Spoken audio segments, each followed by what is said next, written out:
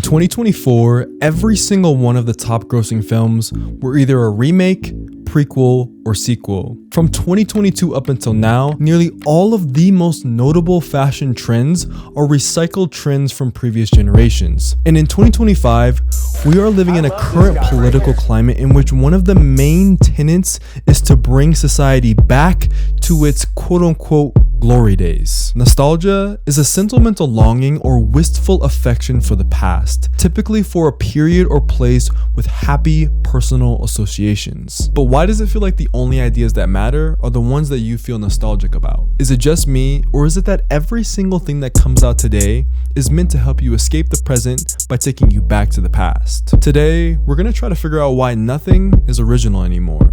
For those of you who don't know me, my name is Drew. What to do? It's nice to meet you. Let's talk the originality crisis.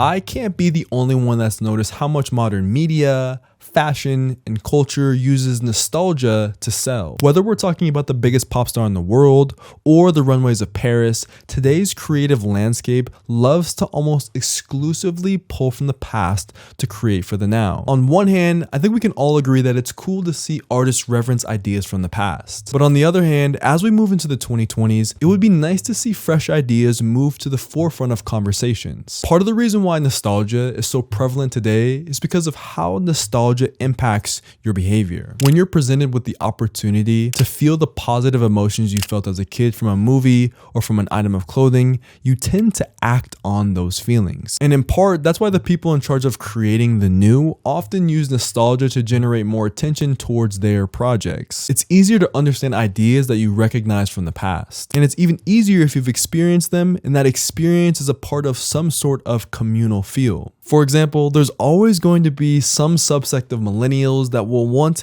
old Tumblr to come back. And it's not because they'll think it'll be some sort of superior product to current social media platforms.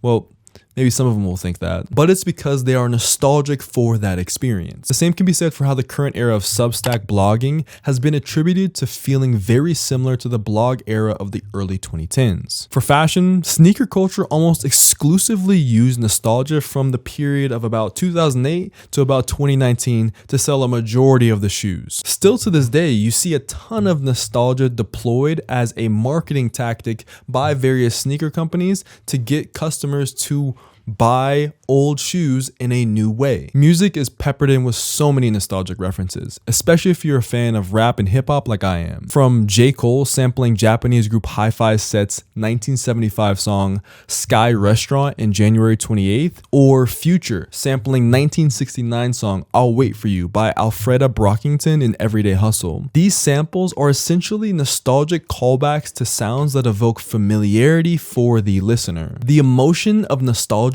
is a powerful feeling, and that feeling offers a dose of relief for your psyche.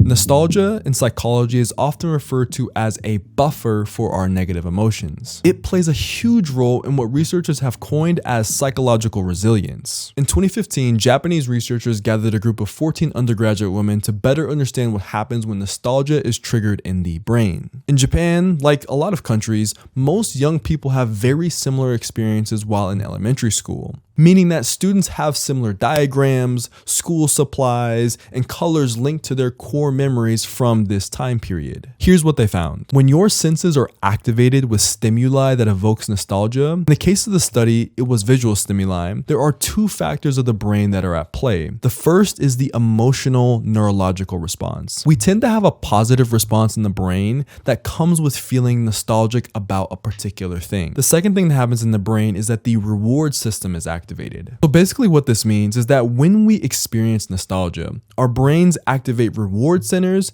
and positive emotion centers as we're going through that experience. The more powerful the feeling of nostalgia is, the more reward and emotion get activated. There are also other studies that have shown that the feeling of nostalgia can boost dopamine to regulate your mood, reduce the perception of emotional pain, strengthen your sense of self by connecting the past to the present, and increase creativity by putting the brain in a more relaxed, positive state. Raf Simons, a famous Belgian designer, often talked about how nostalgia helped fuel his creativity. Quote, "I don't want to show clothes, I want to show my attitude, my past, present, and future. I use memories and future visions to try to place them in today's world." Someone like Norman Rockwell is often credited for illustrating life as it was in the United States. And for someone like Lana Del Rey, her entire musical persona is meant to evoke feelings of nostalgia for 20th century Americana. Nostalgia can have profound effects on creativity. Art rarely exists in isolation and is inherently connected to or influenced by previous art. The creative process often starts by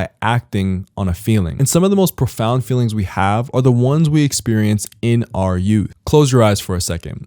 Do you remember what it felt like to experience your first crush in middle school or high school? The sensations of youth and of the past often awaken something inside of us. Keep your eyes closed and try to remember the first time you cried while watching a movie. The first time you listened to a song over and over and over again because you were obsessed. The first time you wanted a cool new pair of shoes. Nostalgia can often offer a portal to the energy that we experienced in our youth. And youth can mean looking back on being 25 at 45 or looking back at being 45 at 85. For me personally, part of the reason why I started this channel in the first place is because I wanted to talk about the things that I cared about as a kid, but I wanted to talk about them as an adult. In a way, I felt nostalgic about the clothing that I longed for that I could never afford. That feeling, paired with the fact that there was a global pandemic, gave me the space to act on that feeling.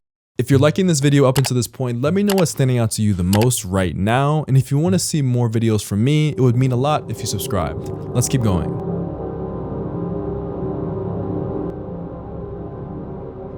Nostalgia can definitely be a positive emotion to experience, but what if nostalgia is used as a tactic to get you to consume more? The first reason, or I guess one of the biggest reasons why I wanted to make this video, is because I think nostalgia bait has gone too far in the modern age. I'm not sure if nostalgia bait is a term, but I'm using it to mean how media and industry use nostalgia as a lazy way to get you to buy or pay attention to something. How many more Disney reboots are there going to be? How many more superhero remakes are there? How many more remakes of classics from the 20th century do we need? And that's just in film and television. Sidebar, part of the reason I love anime so much is because at least from the perspective of the West, it offers new stories. And even if the stories in anime aren't all new, because I know that they reference from the past in a lot of instances, for me, I'm experiencing them for the first time again. And that maybe that you could use that logic to why they're remaking movies. But I think for a lot of us, remakes fall flat of what the original interpretation was. In anime, sometimes they're reinterpreting something that's just a spoken story that has never been made into a film, which is very different from just remaking or copying and pasting or creating a live action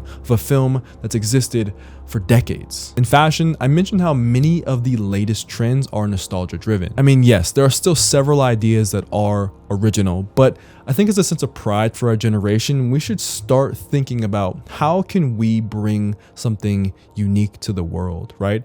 Obviously, with the invention of these things right here, there's a lot of new ideas that circulate as a result of technology. But from a standpoint of creativity and art, where are the new ideas? And what does it look like? I think in part it starts with by stopping glorifying the past and accepting the present for what it is. Complicated, messy, it can be confusing, it can be fast-paced, it can be competitive, but that's the time we live in. We should embrace that. We can't escape the world for what it is, but we can choose to create what it will be. One of the most hyper-topical examples of nostalgia gone wrong, and a couple of other things, is Sydney Sweeney's recent American Eagle ad campaign. While a lot of the focus has been on eugenics and the wordplay on jeans and jeans, the ad calls back to a 1980s commercial featuring 14-year-old Brooke Shields that also drew controversy for its inappropriately dark undertones. In today's world, marketers can use nostalgia as a way to evoke positive or negative reactions. And on social media, those reactions generate attention towards their goods. In our attention economy, nostalgia is a powerful tool to get you to react to a product. Whether that reaction is negative or positive doesn't matter, so long as your eyes are on their goods. One of the things that I've noticed over the last several years is that we often applaud innovation online with clicks, likes, and shares, but we rarely support it long term to see it thrive and become a classic. I think the world could benefit from new ideas being cool again, or at the very least blending new ideas with old ideas in radically unique ways. Some of my favorite examples of this include Get Out and Parasite in film, independent brands like Marcos Yorn and Bonzo, and collections like Jack Moose's Sunburn Spring Summer 2020 collection.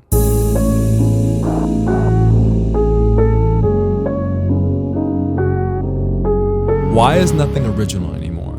Essentially, I think it boils down to the security or the false security that familiarity feels like it brings. Nostalgic films and media and collections are easier to make because it's easier for executives to try to bet on what they believe is a sure thing, as opposed to investing in new ideas. But if we're being honest about nostalgia, it's also something that we are biologically wired to seek. We all want to feel closer to the past, even though we can never actually experience it ever again. I also think our generation has so much of its core memories tied to collective commercial experiences. Going to the movies, certain toys, chimes from games all evoke nostalgia. And as we grow up, the opportunity for brands to capitalize on that nostalgia is too big to pass up on. I don't actually think nothing is original anymore. If I search hard enough, there are plenty of examples of original ideas in the world. But it seems like in today's culture, the most celebrated people or the most on the rise ideals are those that have nostalgic references. Do you like the current era of nostalgia, media, and design and creativity that we're currently in, or wish that more fresh ideas entered into the conversation? As always, I'm spreading peace, love, and positivity in 2025. So that means I'm spreading peace, love, and positivity to you and to everyone who's alive, wherever you are in the world. Have a wonderful rest of your day. Abianto. Peace. Yo, what is good post vid? Here are the fist bumps for the one time. Here's one fist bump for you. Come on, give me a fist bump, bro. Bop. Thank you so much for staying to the end of the video. Here's a second fist bump. I got you. Bop. Thank you so much. I appreciate you for staying all the way to the end. That's where you get the PVV Drew, post vid Drew. And I got a post vid question for you. What are you most nostalgic about, or what do you feel the most nostalgia for? If someone played a particular movie or showed you a set of books that you read as a kid, or you smelled something, or a certain dish that you grew up eating, let me know down in the comments, hashtag PVV when you answer. For me, I'm always incredibly nostalgic by old video games or games I used to play as a kid. I used to love gaming and playing games, board games, computer games, video games, handheld games.